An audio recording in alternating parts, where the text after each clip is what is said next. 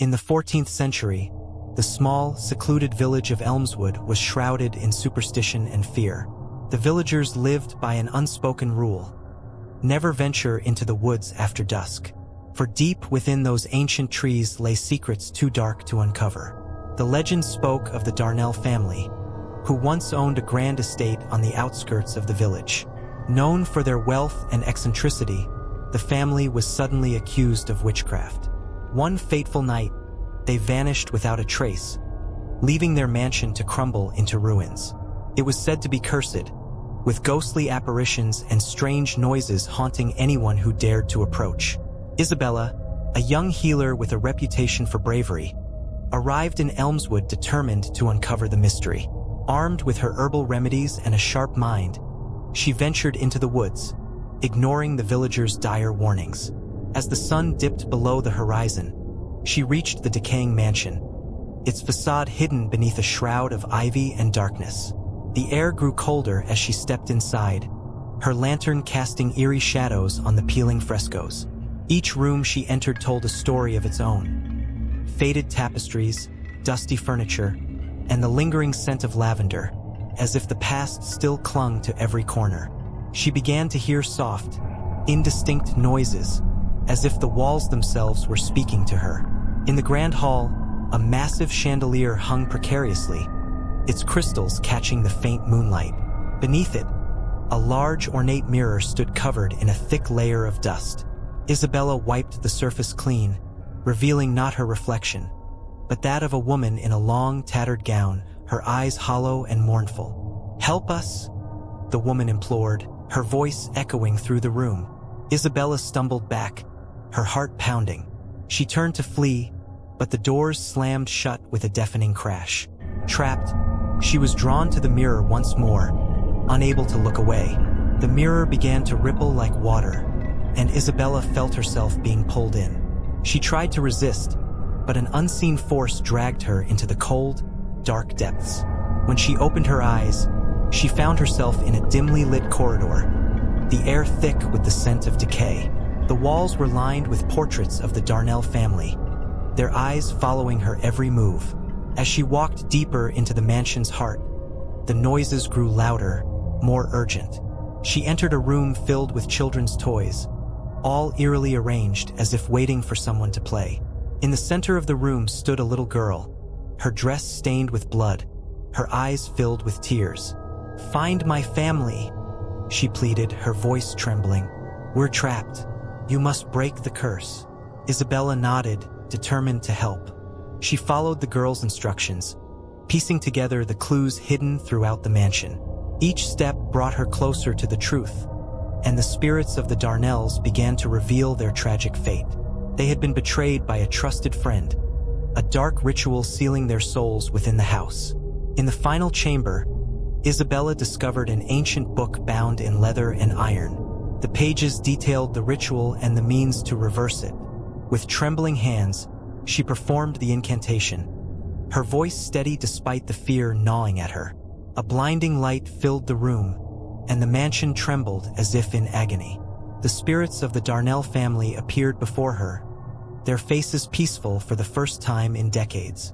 The woman in the mirror, now whole and beautiful, smiled at Isabella. "Thank you," she whispered, before vanishing into the light. Isabella found herself back in the grand hall, the mansion silent and still.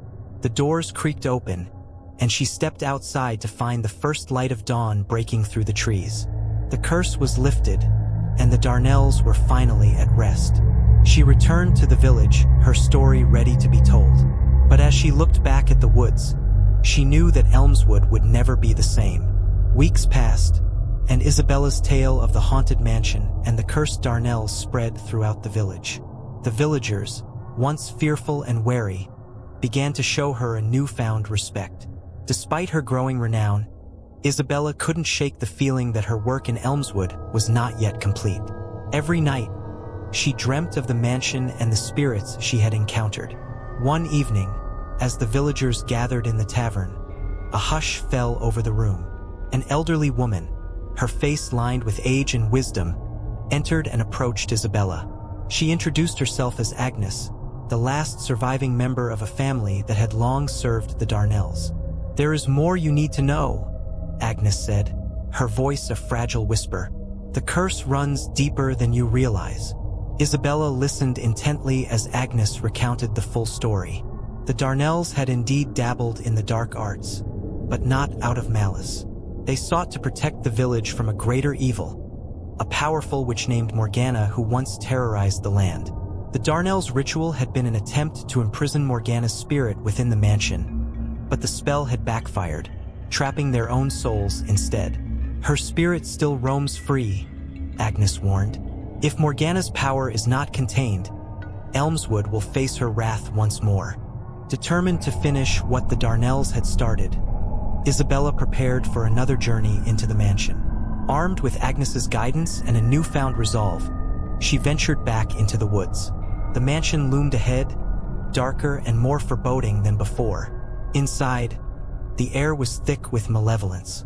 Shadows seemed to move on their own, and the temperature dropped sharply. Isabella navigated the twisting corridors, her lantern flickering as if struggling against an unseen force. The spirits of the Darnell family appeared, guiding her towards a hidden chamber deep within the mansion. There, in the heart of the house, she found an ancient stone altar inscribed with runes. The air crackled with dark energy, and Isabella felt Morgana's presence growing stronger. The witch's spirit, a twisted and malevolent figure, materialized before her, eyes burning with hatred. "You dare to challenge me?" Morgana hissed, her voice a venomous snarl. "You will suffer as they did." Isabella stood her ground, reciting the incantation Agnes had taught her. The words of the spell resonated through the chamber, mingling with Morgana's enraged screams. The air vibrated with power as the ritual reached its climax. A blinding light erupted from the altar, enveloping Morgana in its brilliance. The witch's form twisted and contorted, her screams fading into an eerie silence. When the light subsided, Morgana was gone, her spirit banished forever. Exhausted but triumphant, Isabella felt the mansion begin to change. The oppressive darkness lifted, and the air grew warmer. The spirits of the Darnell family appeared once more, their faces serene and grateful. "Thank you," they murmured in unison before vanishing into the ether, their souls finally free. Isabella returned to Elmswood, her heart heavy with the weight of her experiences but lightened by the knowledge that she had saved the village from a terrible fate. The villagers welcomed her as a hero, their fear replaced with hope. As the years passed, the story of Isabella and the haunted mansion became legend, a tale told to children on dark winter nights. The mansion itself, once a place of dread, slowly crumbled into the earth, reclaimed by nature. Yet, some nights, when the moon was full and the wind whispered through the trees, villagers swore they could hear faint voices on the breeze, a reminder of the brave healer who had dared to face the darkness and brought peace to the restless souls of Elmswood.